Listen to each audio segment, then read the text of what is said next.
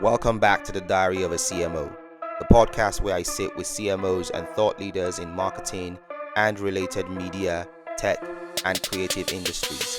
We'll talk about how they got to where they are, strategies and life lessons we can learn from them to help build a career, business, and ultimately a life that we love. I hope you enjoy, and please subscribe. Hello everyone, my name is Aimee Kellen and welcome to another episode of the Diary of a CMO. I am so excited to have my guest today. I was saying before we started recording that this is coming full circle for me, having the opportunity to talk to her as someone within management of this particular organization. I've had the opportunity of working on the brands within this portfolio. I think this is the client I served the longest in my short career. And I'm so glad to have with me on the podcast today. She is a result-oriented marketer with 16 years brand and consumer marketing experience. She's got a passion for luxury iconic brands. And you will tell from the conversations we'll start to have. She demonstrates a strategic thinking ability that has allowed clear insights to drive sustainable brand growth. And I'm so excited to have on the pod today, Aimee Kellen. Did I get that right? Perfect. You know, the funny thing is that before I hit record, I tend to try to pronounce the name before I hit record. For some reason, I didn't remember to do that just now when we were talking earlier. But I'm glad I got it right. How are you doing today, Aimee? I'm very well, thanks. And you? I'm well, thank you. It's such a pleasure to have you on. I'm looking at your backdrop with the canvas. Is that your plan for global dominance? No, actually, I'm very passionate about working in Africa, and actually sharing Africa with the world. That's exciting. That's really exciting. For those who are meeting you for the first time, I'd like you to please introduce yourself to them. Sure, I'm Aimee Kellen, and I'm the Regional Marketing Director for Middle East and Africa for Moët Hennessy. Fantastic. I have just to give us a snapshot of your diary in that sense. What is a typical day like for you at the office? Gosh, it can vary, it can go from 13 to 14 30-minute back-to-back calls to a trip to Paris, a trip to Lagos. So it's very varied, and no week is the same. But it's always very, very interesting, and I think it's always with really exciting people on great topics. And I think that's pretty much it. It's a big mixture. I can go from a topic around Belvedere, Morocco, and then I'll be in Lagos on Hennessy, and I really move around from geography to brand. But it's always very exciting. Interesting. So with your role, you oversee all of the brands within the portfolio. Exactly. So I work with a great team across the region. So I have a regional team in South Africa, but then we also have our brand and marketing teams all across the region, and we all work together to drive the brands. Fantastic. I think congratulations is still in order, because I know that, I'm judging by your LinkedIn profile, you assumed this role last year. So congratulations, Aimee. I'm really, really excited. That's very kind. That's very kind of you. Thank you. Yeah. So stepping into this role, which is my first question, my official first question in that sense. Stepping into this role, what would you say is your playbook in terms of succeeding in this role and taking these already incredible brands to new heights? I think you've said one of the key things. I think realizing that these brands have come hundreds of years before us and they'll live hundreds of years beyond us. And I think that's critical as part of the playbook is being humble and realizing that while you're in the position to curate the brands, you also need to nurture, the chapter with which you're part of. So I think for me, that's very important, and it's something I was taught many, many years ago. And advice I'd give to future brand managers is, be mindful of the chapter that you curate the brand for within your respective market or brand, and think about what chapter you'd like to add, for the time that you are the custodian of the brands within your respective geography. I think, what's also critical is to be curious and to be open, and to connect with other people. I really, really believe that connecting with people allows you to collaborate in meaningful ways and create things that move people and excite people. So I think, yeah, really really being curious to understand, curious to discover, not making assumptions that what has been before will be thereafter, but really being open and to learning and connecting with those around you. And then I think, the other ingredient that I really believe in that's fundamental to my playbook is making sure you build the right team around you and making sure you nurture that team, whether it, be your immediate team or your agency partners that you work with. We work in a multi-geography environment, so making sure you spend time with the people we work with, traveling to markets. I think that's critical. Fantastic. Fantastic. I always like to dial it back, to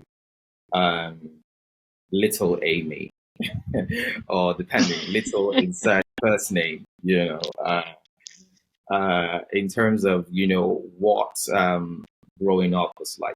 I, sometimes and I use my experience as an example, when I listen or watch podcasts, some few years ago, you people you watch or listen to would appear so far away, So this is my attempt to try to get the audience to understand that you are also a human being and you have a background, you have got a family. You get what I mean? So what was growing up like for you from a family standpoint? What are some of your fondest childhood memories and stuff like that? What was little Aimee's dream? Sure, that's a big question. So I actually I grew up in Spain. So I was born in South Africa, and then I moved to Spain, and I spent my formative years growing up in Marbella in the south of Spain. So 10 years of my life was in Spain. So hablo español, and as a result, I can speak Spanish. And one of the things I think, that shaped me is that I feel, I came back to South Africa, finished high school and university here. But as a result, I've always felt, half European, half African, I guess, because I am South African, but I spent a lot of my formative years in Europe. And I think what it taught me as well was the ability to adapt, so moving back, in your teenage years, once you've established your friendships and kind of having to land back somewhere that you don't know, that's unfamiliar to you, because I left when I was 4 and I came back when I was 14. It teaches you to adapt and to navigate in new environments and reestablish yourself and, re-find a circle of friends. And I think that experience also sort of created a sense of curiosity in me, and I think that's something that has always been something I'm passionate about. I love discovering new cultures, meeting new people, and learning around how people, live their lives, I guess. And I think that's helped me to integrate back into South Africa. And yeah, I think that's something that has really shaped my trajectory, I would say. Interesting. That sounds really exciting, to be honest. I think one of the things I'd like to do is live in different cities at different times in my life. I haven't gotten to do that yet. I hope I do that at some point, but Yeah. Oh, Yeah, man. it's fascinating. I actually had an opportunity last year as well to spend a few months in Belgium. And to your point, it does. It opens your mind, it gives you Yeah, exposure to different things, and it's great. I'd highly recommend it if you have the opportunity to do so. And usually it fantastic. makes you really appreciate when you come back just how many things you love about, where you're from. Right. I completely agree. It appears like you've been very. It appears like you've always been clear about what you wanted to spend your life doing professionally. In terms of marketing, because I think that's what you studied in school. That's what you're doing right now. Tell me, how did you get into marketing, or was this always the dream? Gosh, it's interesting when you say it like that, and it seems like it was so simple, but it actually wasn't, And I think it's something that I always try and share with people when I have the opportunity to, because actually when I was at university, I was, signed up to study business science with marketing specialization. But when I started, a few lecturers started asking me, "Are you sure you don't want to do the finance route? Are you sure you don't want to be a chartered accountant?" And I'd sort of signed up for marketing thinking it was a great balance between science and art, where, there is a bit of magic, there's a bit of people, but it's still in the business world. And that was really what drew me to marketing. But then I was actually challenged, because finance was the safe route and you can become an accountant and you can work for one of the big four. And why do you want to do marketing? There's not as many jobs and. And yeah, I think that was my first experience of learning to trust my intuition and trust my gut. And yeah, so it wasn't always a straight line, but I decided to stick with what I thought was right. Again, after a lot of debate and challenge, and I'm really happy I did, because marketing really has allowed me to do exactly that. Blend art and science, which is something I really enjoy. Interesting. Do you mind if we kind of delve into that a little bit? This conversation about marketing as an art and a science, and if you could, Yeah. maybe even kind of share some sort of like a case in point. Do you get what I mean? Like when you say it's like an intersection between art and science, what do you mean by that? Yeah, of course. I think, marketing, and especially nowadays, we have so much data, but in luxury goods marketing, and when I talk about luxury, our brand positioning was defined for us many years ago. Our founders founded the vision for our brands, and it's as marketers, our role is not to redefine the positioning of the brands every year. It's quite the opposite, actually. It's to make sure we keep the positioning or the vision of our founders alive, but make it relevant to the world in which we find ourselves today. So Madame Clicquot, if I give you the example of Madame Clicquot who was the woman who took over Veuve Clicquot many years ago when she found herself widowed. She had an audacious personality. She was innovative. She was a pioneer. She developed some of the firsts in the Champagne region, and as a result, is called Le Grand Dame of Champagne. But my job is not to reinvent what she wanted for the brand every year, but rather to keep that spirit alive. And so where I say it's an art and a science, it's, we have to use data, we have to use numbers, and that's the science part to make sure that our ideas convert to successful business performance. But at the same time, there has to be a level of art, which is the magic, which is the vision, which is the passion, which is, personality. And we have to bring that to the equation. And I think that's something we believe for all our brands. And I think that's what's really interesting.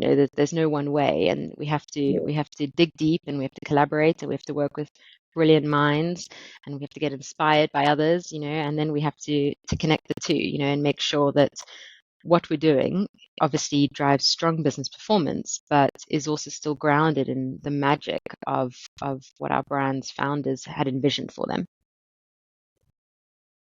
Let me just let you know, FYI, I'm a marketing. I love marketing. So you know what I mean? Like it makes me happy. Me I'm too. sorry. So you know what I mean? Like I don't know. Like, and I'm saying that as a premise to what I'm about to say now, in terms of the way you just explained marketing as an art and a science. I have had that conversation, as you can imagine, with a number of Mhm. guests, a number of people. But I dare say the way you've explained it, especially within the context of what you do, I think it's brilliant. I think it's really spot on. I like that which is where my heart is in terms of when you talk about marketing as a driver of business performance, Mm. yet not losing, that sort of magic and, persona and that, Mm. so thank you for that 2-3 minutes, sort of master class in terms of marketing as a Ah. science. Yeah, I was going to ask you as well. It's been what 13 years in wines and spirits. One Yeah. would say, um, why? It's a beautiful, beautiful industry, I have to say, and it's beautiful because we work with nature and we work with people. And I think that's something I personally have loved. I don't know if you've ever been to Champagne or to Cognac No, I haven't. before. I have been to Paris, but I haven't been to any of those Okay, places. and next time I hold a we'll have to grudge. arrange. By the way, I hold a grudge.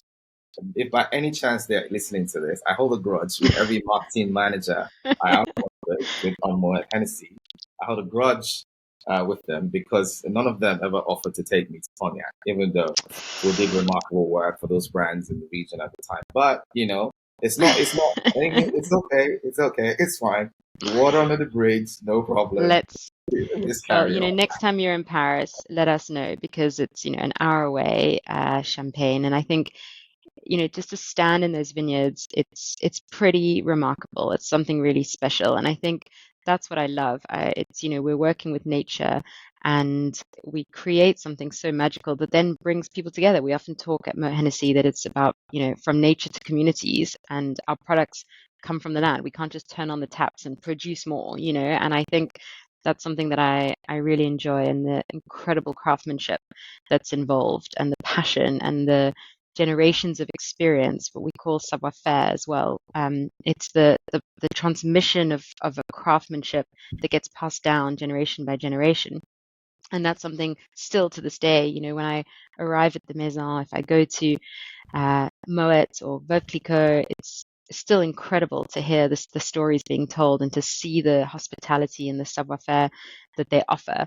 And I think that's something I really, really love. It's there is a connection or a opportunity to connect human to human through a combined passion that is what I love. So you can go anywhere. I can be in Lagos having dinner with a group of people I've never met, but we can connect by talking about experiences and stories of our time with Hennessy.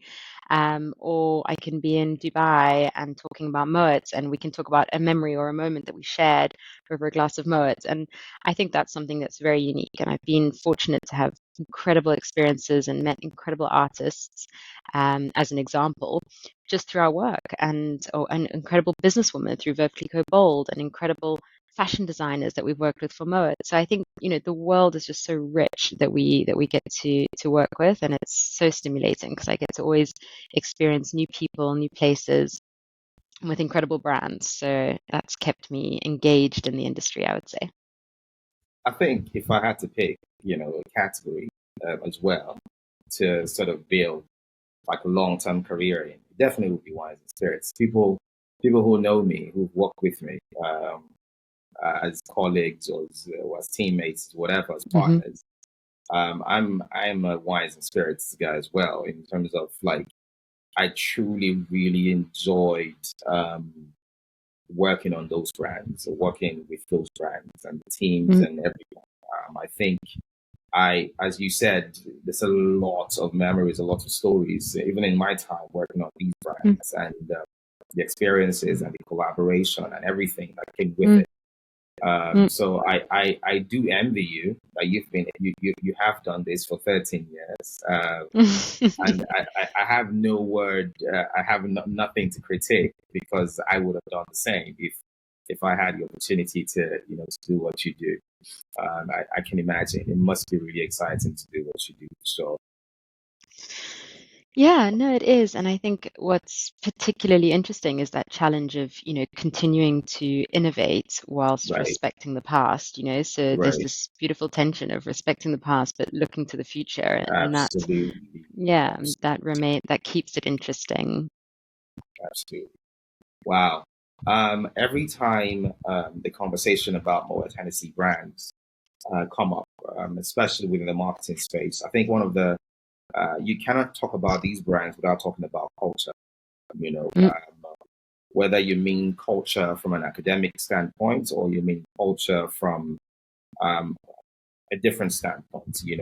My question to you is that how do you navigate that, especially again when you have to go across multiple markets and regions and cultural nuances and beliefs and values and languages and this and that. Hmm. So how do you navigate that for your brands across all of these markets? Yeah, it's a great question, and it's definitely not something I do on my own. It's really a collaboration, and I think we work, across geographies. And as I said, we have, people within those markets that help us to drive that agenda. And I think again, it goes back to that, balance between arts and science. It's making sure we're connecting with the right people, we're using great consumer insights, we're navigating the world as it evolves and it changes. So I think there's multiple inputs, I would say, in terms of how we navigate that. We're obviously shaped by a global vision, a global ambition, and then we have to nuance it to our local markets and making sure that we're relevant in our local markets is key. And I think, I'll give you an example of a program I'm very proud of that we've done over the last few years, which is called Hennessy and the Paint. I'm not sure if you're familiar with it, but it was a Yes, I am. program. Are you? Okay, great. It was a program where we renovated basketball courts with different artists, and we used different artists in every market, and they each came with their own flair, their own, specificity, if I could say, or their own abilities and skills, but then we married that with what we were looking to achieve from a brand perspective. And Hennessy was, the spirit of the NBA. And it was a great way for us to almost create a beautiful stage, a beautiful canvas of these artists' work and allow people to then enjoy the courts and the piece of art that now existed. And I think that was a really great way of connecting with people, because what then came from that piece of art, the activities that surrounded it, allowed us to tap into all different parts of culture, whether it's fashion or music, because this court became a stage and we, revealed the art piece with a moment to celebrate that. And then in each market, we had a different activity to reveal it. So that would be an example, I think, of Right. really connecting to unique differences in different markets, because all the people that we worked with in each market was different, but the concept was the same throughout. Another Mm. example, I think, is a recent activity we did with Champagne Day, and it was incredible for me to see, which is where we hosted top talent in Epinay actually for Moet, and they had the opportunity to immerse themselves in the world of champagne and to be inspired by champagne, but then for us to be inspired by them as well. And they each created a beautiful piece in their own discipline. So if you're a fashion designer, they created a piece of fashion. We had a jewelry designer who created jewelry, and they created a piece in their craft but inspired by champagne. So that was also an incredible opportunity to collaborate with people from Morocco, Nigeria, Kenya, Tanzania, South Africa, Ghana, and all of them were so different, but they also co-created, which is an amazing experience to see. Fantastic. Fantastic. I think the conversation about how when you create these kinds of programs is always, especially when it takes a global scope, right? Hmm. Whether it's a program or a partnership like the LeBron James and Hennessy one. Mm, I think for me, in the back of my mind is always, sometimes maybe the complexity of, of driving relevance across multiple markets with this one global sort of yep. relationship or partnership. Can you talk to us a little about that, and in terms of that partnership and what the plans are, whether for the region, and also any other sort of like partnership of that nature that's really driving local relevance as well.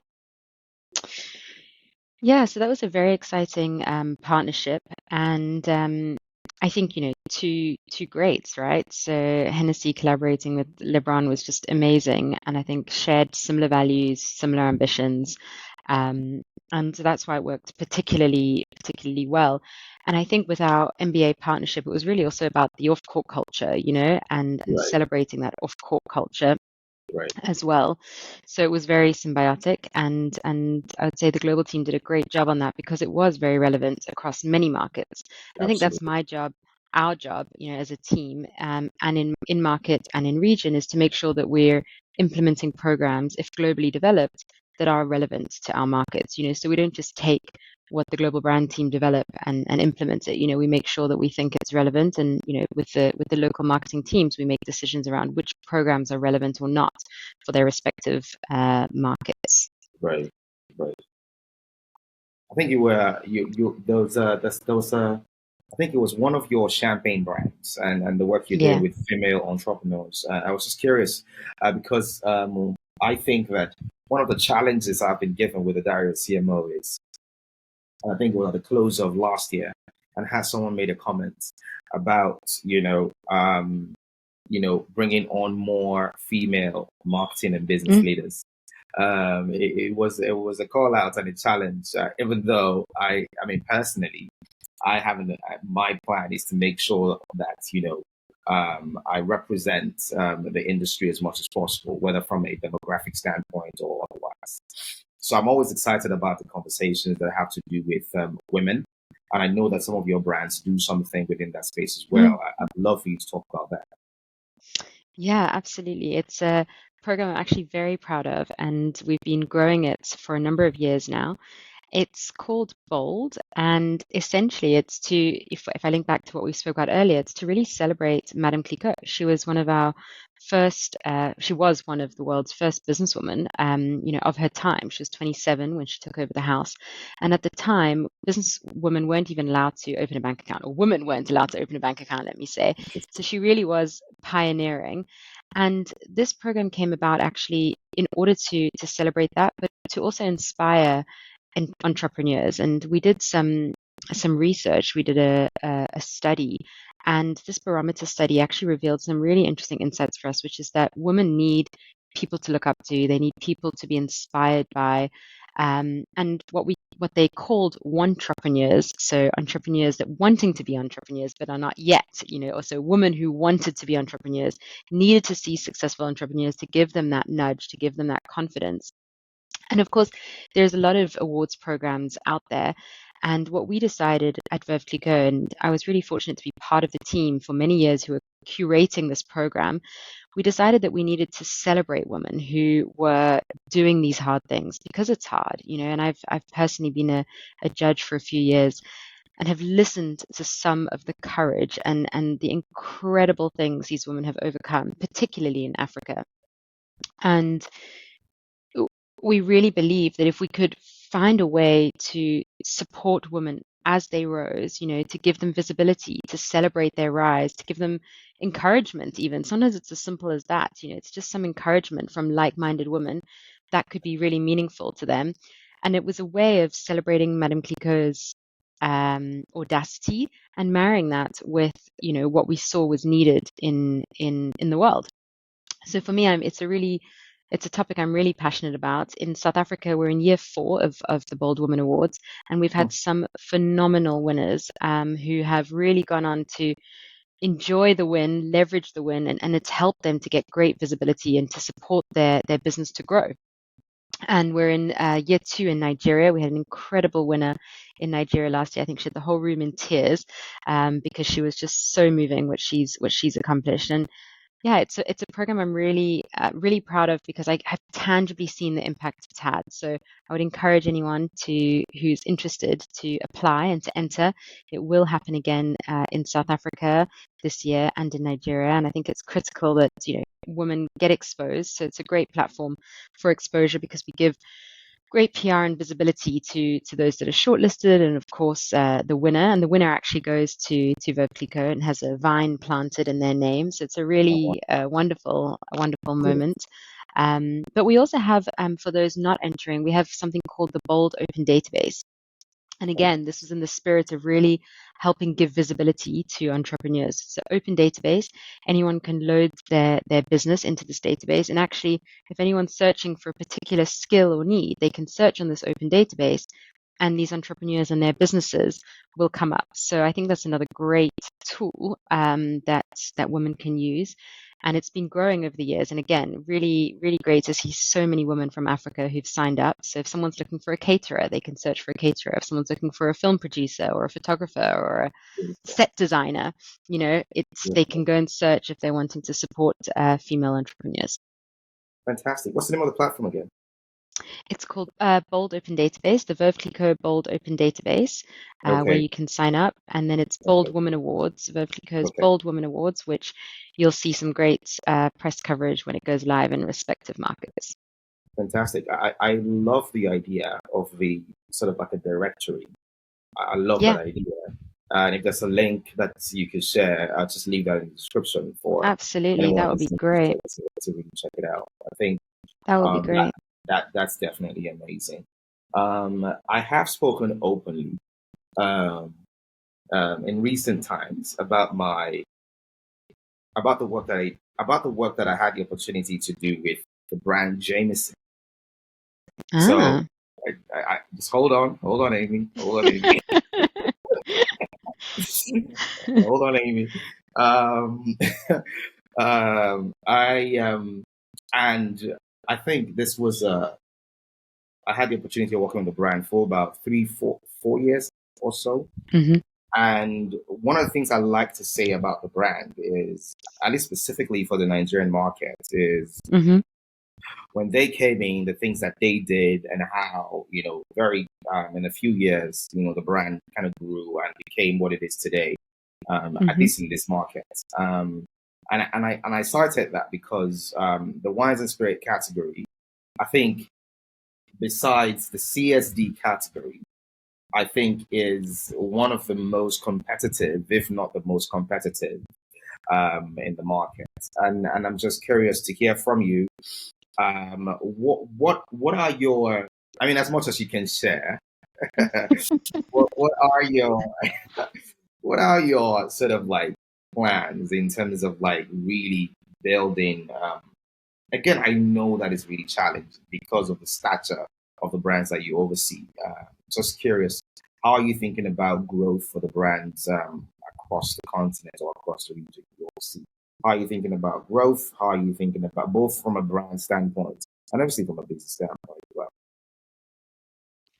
Well, you're absolutely right. I can't share too much, but I can share, I guess, what I hope for. I hope our brands continue to resonate with consumers. I think we've been very fortunate to have some amazing success stories within our portfolio. But as I said earlier, it's critical that we stay humble, that we stay curious, that we connect with people on the ground, making sure that we're, staying in tune. And I think staying true to what we are, I think that for me is very important to be authentic to what the brand is and not to be faddish, not to jump onto fads, but to really be true to the DNA, what we call the DNA of our brands, and find ways to express that DNA in a way that's relevant to our consumers in the respective markets. And as you said, that's really about tailoring your messaging, tailoring your activities, tailoring your approach market by market. It's not, painting everything with the same paintbrush. And often people talk about Africa, and I have to, explain to people like Africa is not a country. Like within Africa, it's very different market by market. And I think that's very true. And we have to make sure that we treat, it was funny actually. We were talking the other day, and someone said, why do they say Africa and then they call out individual European markets? Like we need to say South Africa, Nigeria, Kenya, Ghana, and it's so true. And it was in another article. But sometimes I think people lump Africa together as, one place, one people, and it's really not the case. So I think making sure that we're really tapping into, as you say, local cultures, local nuances, relying on, real insights to drive our business forward, I think will be critical.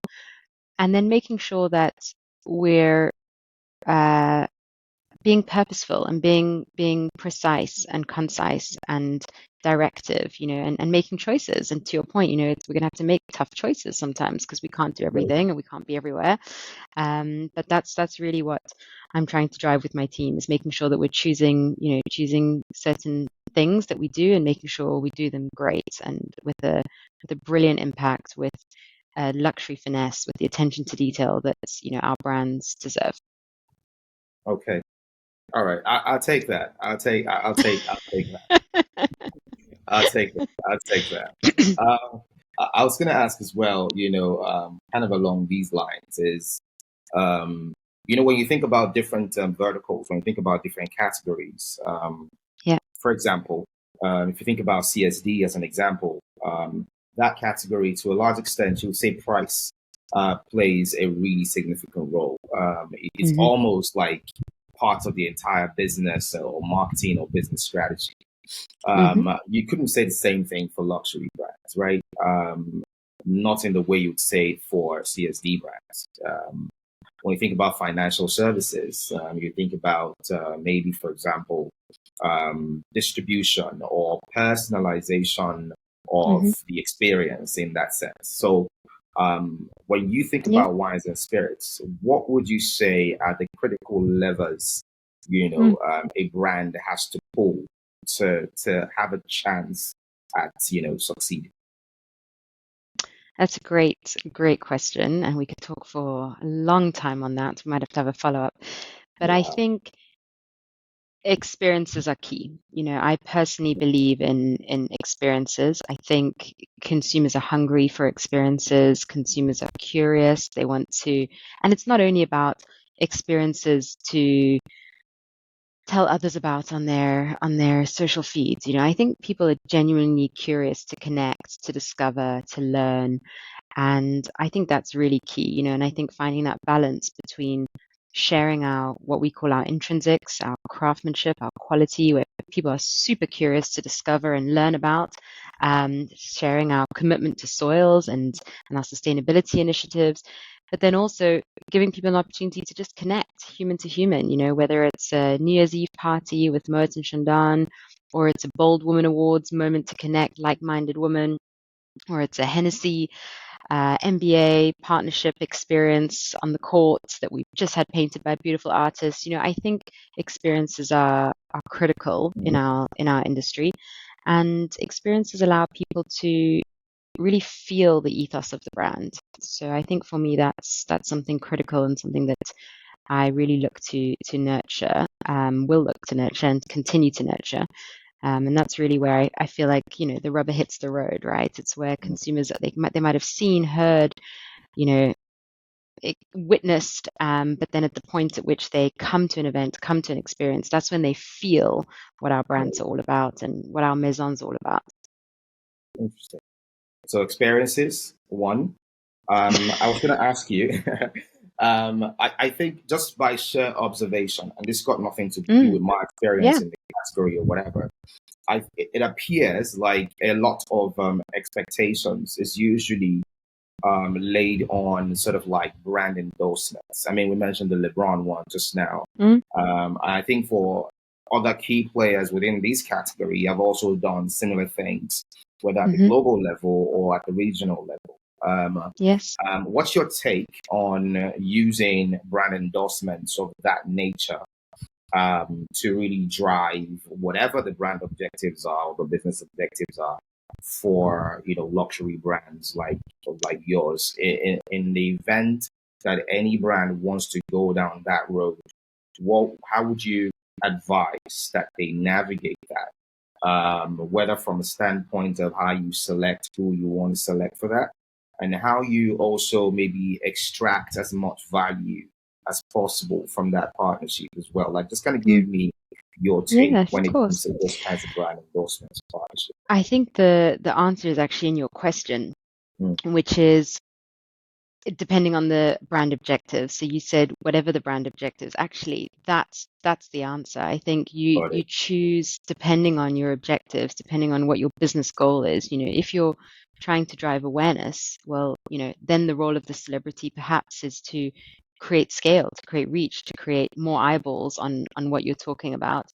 But if your role is to connect with a certain demographic or a certain consumer or a certain passion point, then you might use someone else. So, for example, if you're wanting to tap into art, working with an artist makes a lot of sense, right? And if Right. so I don't think it's a one size fits all. And I think the answer really lies in, well, what are you trying to do and what is your objective and how might a celebrity endorsement facilitate you achieving that goal or achieving that objective? I think it's that way round as opposed to that's an amazing celebrity. Let's work. It has to be authentic. There has to be, the Yeah. LeBron and Hennessy. There's so much connection. There's so much, realness. He loves Hennessy. He was quoted in our press release talking about how much he loves Hennessy. Recently, we just launched another campaign. I'm not sure if you would have seen it yet with Glenmorangie, with Harrison Ford, and he loves Glenmorangie. And so I think it's really also about good fit between the brand and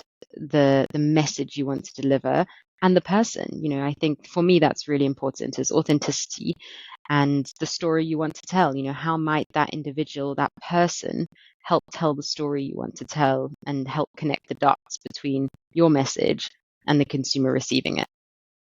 Wow. Wow. I'm Does curious, that? like in your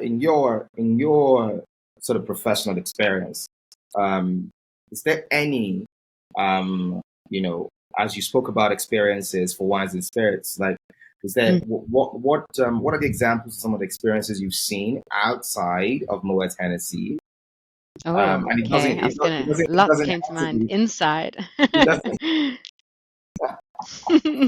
doesn't have to be within the category, Yeah, yeah. Yeah, it could be any other luxury goods outside of wines and spirits. Hmm. Still within the family, the bigger Where they've LVMH done this family, well. yeah, where they've done it very well. Yeah, Okay. Yeah, actually, as you were talking, what came to mind is Tiffany. I think what Tiffany did mm, was phenomenal, where they roamed around the world with a beautiful launch when they sort of relaunched, if I could say, with the Beyonce campaign. I thought that was just stunning. I don't know if you had a chance to see right. that. Yeah, I saw that. I saw that actually. I saw that. For It's me, true. that was really a great example. It was beautifully crafted. It was experiential. It was, her voice, it was true to, her offering. It felt really authentic. It looked beautiful on her. Just felt like a really good fit. And I think I loved seeing, all the different launch events and how they had these beautiful projection mapping and I mean, again, from afar, I think they did a beautiful job of, relaunching Tiffany when it was taken over by LVMH. I think that's a very good example actually, because I loved that as well. Actually, I loved that. Mm, I was going to ask you about tech. I mean, every marketing conversation today, it's almost, I mean, tech features, right? mm, Whether it's AI or any form of tech or whatever features. And I can't help but wonder, like, for you, um, when you think about, the applications of these technologies, whether it's AI or any other thing, um, how how are you looking to leverage that for the work that yeah, it's fascinating, really. I think I keep I'm always amazed if my team comes to me and they share something and it's so quick, quicker than normal. And then they're like, we have to admit we use blah blah blah. And I'm like, that's okay, you're allowed to use, all these different tools. But it's no, I think it's fascinating the speed at which we can do things now that we didn't before. Before we would, ask someone globally for something and now we can just make up a quiz ourselves. If we want to have a little internal quiz about something we can just ask our internal tool, and it's yeah, no, it's incredible. But I think I see technology as being an enabler. I don't right? think it's going to replace, creativity, and I don't see us replacing a beautiful advertising campaign with AI necessarily. But let's see, who knows how it will evolve. But I think there's a role of a stylist and a photographer and a producer. Like they're creative people that, we need that to make the magic, to make it a really beautiful, luxurious campaign. I think those creative people are key. But where I think technology will be an aid for us is in the behind the scenes, in the day-to-day work, Yeah, synthesizing things, all of that. I think that's yeah, fascinating how we can use it to be a tool for efficiency. But I I I would hope that we don't let it replace the role of creativity. So maybe it can talk more to the science part that I spoke about earlier and less to the yeah. art part. Got And it. again, who knows? Who knows how it will evolve? But as it stands today, I think it's important to see its role for what it can do, but not take away some other things that I really believe the human passion and human creativity is still required. And then I think in terms of marketing itself, I think we're all seeing people get really curious to get off screen sometimes as well, and to Mm, genuinely connect face to face. So that's mm, really interesting to watch and see how that evolves. In Amsterdam, they have, phone-free connect sessions and cafes that, you're not allowed a laptop and a cell phone to really allow people to connect. And there's a piano and a guitar and some games. And actually, you go to the cafe to unwind and relax, but you know, tech free. And I think that's really fascinating as well. So I think it's going to be interesting to see how it evolves over time, but we have to embrace it and we have to explore how it can be an enabler. but also be conscious of the fact that at the end of the day, we, as I said, it's about from nature to communities. We're Yeah. products that are made from the soil, and we need to be with people as well. So I think that's really important. Fantastic. Thank you so much for that. I was just thinking to myself, like, you have had, I mean, you've had a great career, because when I was looking at your LinkedIn profile, it was very interesting to just kind of see how you've grown in terms of from this level to the next, from this level to the next. And I can't help but ask you, I mean, at least for those who are listening, probably in the same, industry as you or any other industry, and are curious as to how they can build um, a really successful career. It's like moving from like brand executive or like really junior executive all the way to like this regional CMO role or marketing director role. What would your advice be for any sort of like young person that's listening to this, in terms of how to grow their career in the way that you have? Oh, well, firstly, thank you. It's very, very kind to say like that. You don't often have those moments of just stepping back You're and welcome. reflecting, because you always just keep going. So thank you for that. You're welcome. Um, I think my advice would be to be really clear on, where you want to go, and to make hard choices sometimes. Sometimes it's hard choices. So stay the course, decide where you want to go. And sometimes it means saying no to certain opportunities, because that's not the end goal, but just be really clear on where you want to go, be really clear on your values. And I think this is critical. I did a lot of work to really define, what's important to me, what are my values, what environment do I want to be in? What type of leader do I want to be? What type of leader, do I enjoy working for, with? And I think being really clear on that and being able to articulate that as you move up in an organization is really important, because it's really all about that at the end of the day. When you start leading people, you have to be able to express, what you need, your vision, your desire, and you have to bring people along with you. So I think being clear on your values, what's important to you, how you envision yourself leading teams. I think that's really important. And then I think, for brand managers out there, I think it's really important to realize that you're responsible for the brand for that chapter, as I said, and you need to be humble, and you need to respect the brands that are always going to be bigger than you. And you need to think how you can best nurture the brand in that time. And I always think, what I always tell my team, what chapter do you want to add? You're going to be in this role for maybe 3 years. This is where the brand's at now. This is the stories that have come before you. What do you want to add? What's going to be the title of this chapter? And think about that. So, in year 3, you want to get to this part of the chapter. So how are you going to build up to that? And I think that's really important. I always say start with the end in mind, and then work backwards and say, this is what good looks like then, and what are the stepping stones you need to take to achieve that. And I think that's really important as well, because that gives you direction, it gives you focus. Because as a marketer, and especially such an exciting industry, you're thrown with opportunities all the time, and you have to be really choiceful, and you have to make sure that you know what you want to do and what you don't want to do. And I think someone told me once, strategy is just as much choosing what not to do as choosing what to do, and I think that's also very, very important. Realize that it's not all glamorous. I think, we're very fortunate. It is very glamorous, and there's lots of wonderful travel and great experiences. And I mean, gosh, I can think of so many incredible moments watching Beyonce at the Atlantis Royale in Dubai being one of them, meeting Roger Federer. He was an ambassador for Moët, and seeing our South African audience attend a brunch and be inspired by his wisdom and his learnings and his kindness and his leadership. So, I mean, there's so many wonderful experiences, but realizing that it also takes hard work, and you have to have resilience. Stamina, I think, is key. And you have to be patient. You have to be patient for the right moments, the right times. But if you stay the course and you are, diligent and humble, I think is also really important. Hopefully, you will be able to achieve what you set out to do. And I think vision is, you know, part of what gets you there. So you have to Right. invest time in the vision. I think that would be my advice. Wow, that's a very good advice. That is a loaded advice. I think what really stuck with me is the point you made about asking yourself what chapter do you want to add to. Mhm.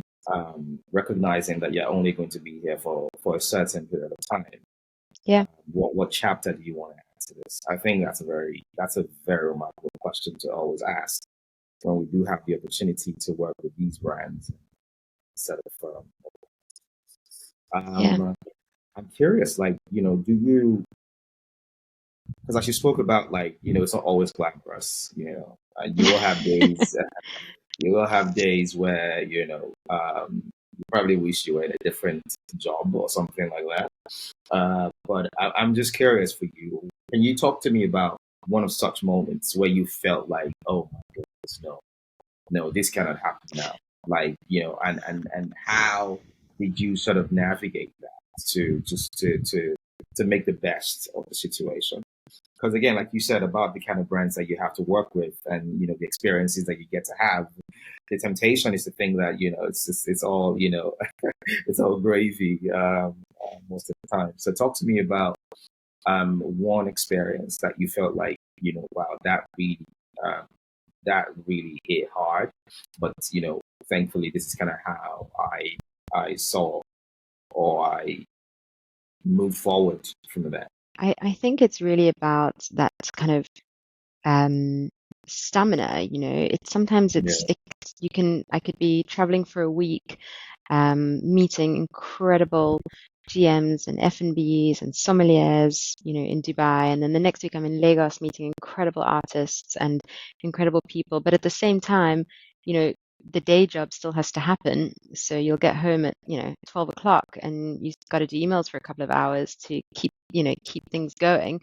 And that's sometimes when you're like, whew, you're tired, but at the same time you're energized and inspired. And it's like, so it's really about finding that balance, or one minute I'm on a call with Paris and then next minute I'm at the airport. And, it's really, you're juggling a lot. And I think that can sometimes get tough because you also got to juggle everything else, not just the job.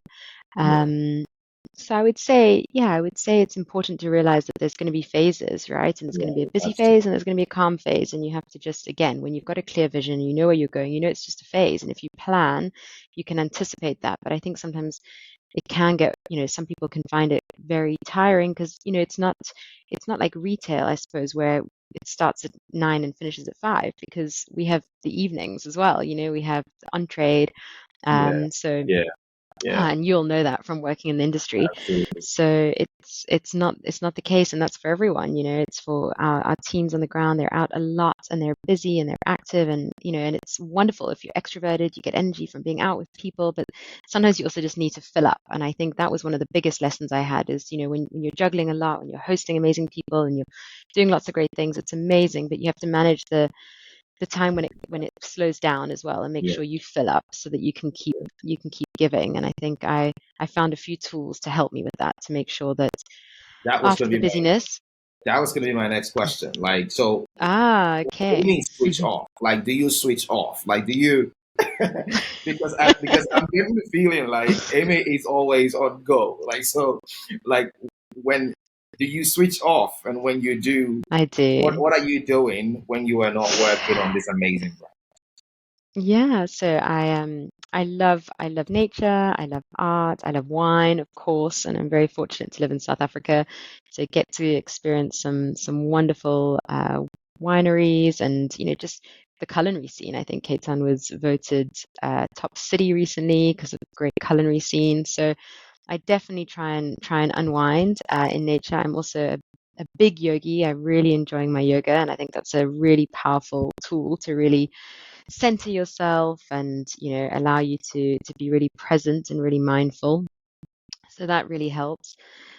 But I would agree with you. I do love personal development and learning. So I'm constantly learning and reading and staying connected with old colleagues. And yeah, someone recently just wrote a book which was really amazing, an ex-colleague of mine, two ex-colleagues actually.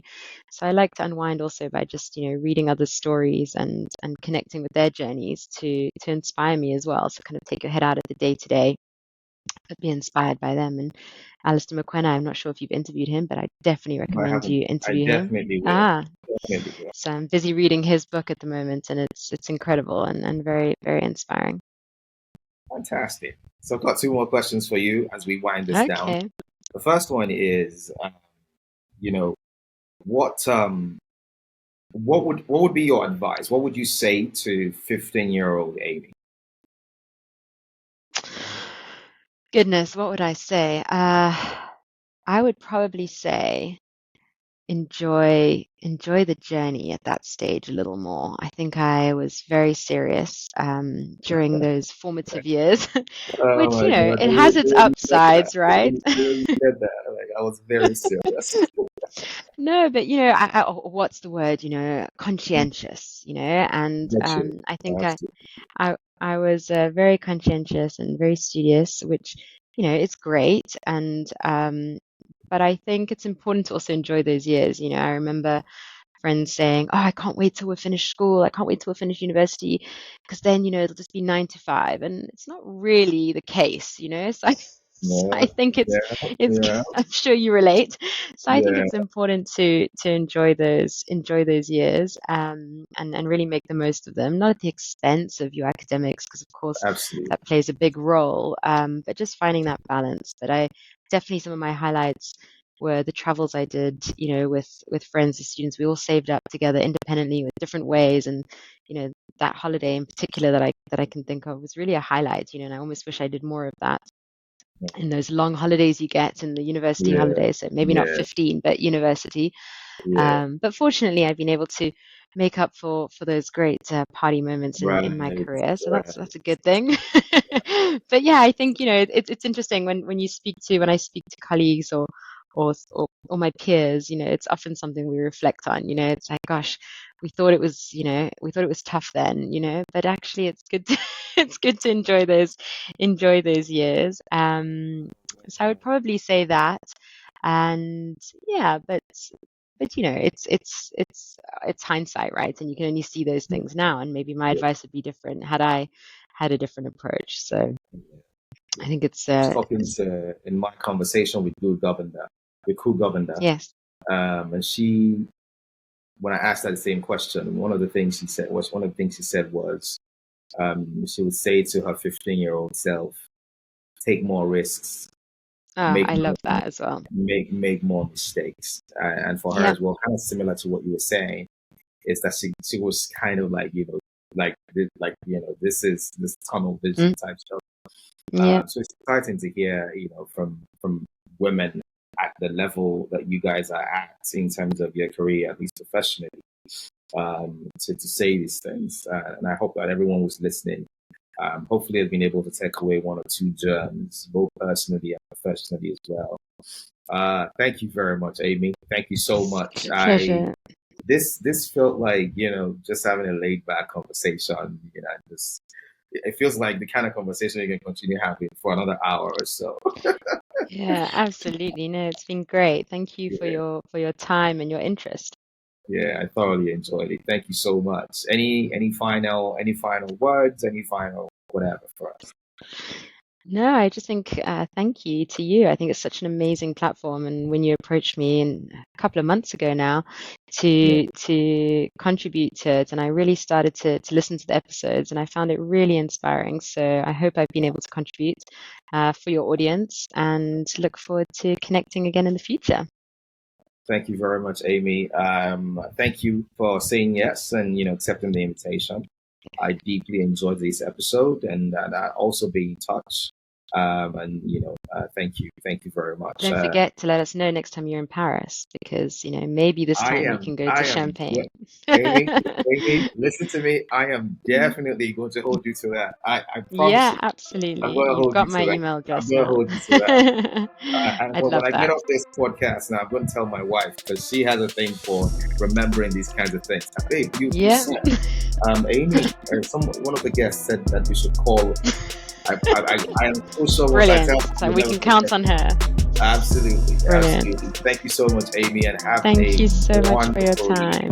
Thank you so much. Thank Bye you. You bye. Thank you too. very much, Bye. guys, for listening, and I'll see you on the next episode. See you at work.